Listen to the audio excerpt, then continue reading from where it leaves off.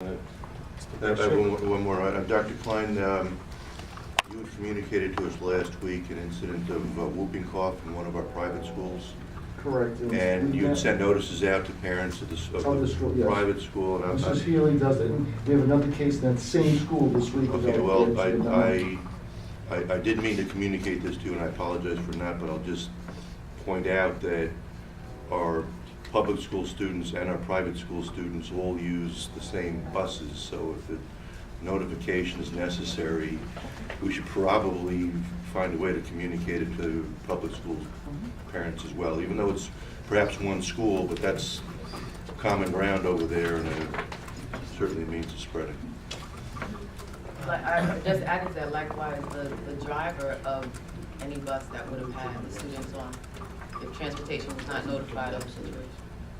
Well, Mr. Malloy is here, so he just heard it, and we can talk about that further. This does not happen very often, No. I understand that, so I gotta. But we just heard, and I'm not sure if it was yesterday or today, of a second child in that same school coming down with whooping cough. All the more reason, I mean, thankfully it's isolated to one school, I hope they're gonna deal with it, and everyone will be fine, but as a matter of notification, I mean, we are one school district, and there are still those common services that are sources of spreading.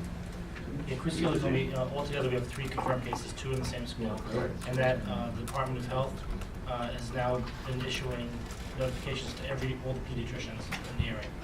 So that's All the first more thing. reasons Okay. we should communicate to the public school parents as well. Dr. Conlon? Mhm. With regard to the whooping cough cases, I mean, there was one case I wasn't horribly concerned, now that I'm hearing about a second and a third. Do we have any information, first of all, with regard to why the children who have the whooping cough, why they weren't vaccinated?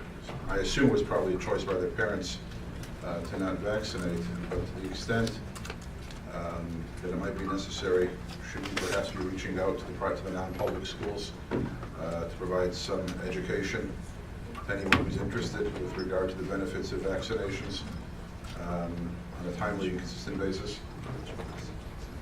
And if possible, to provide some counseling as to where people can go to get vaccinated, or maybe even implement a program to vaccinate children in the district. Although it's not my intention to interfere with the parents' right to raise their children as they see fit, there still is a public health concern. And now if we're hearing about 3 cases of a highly communicable disease,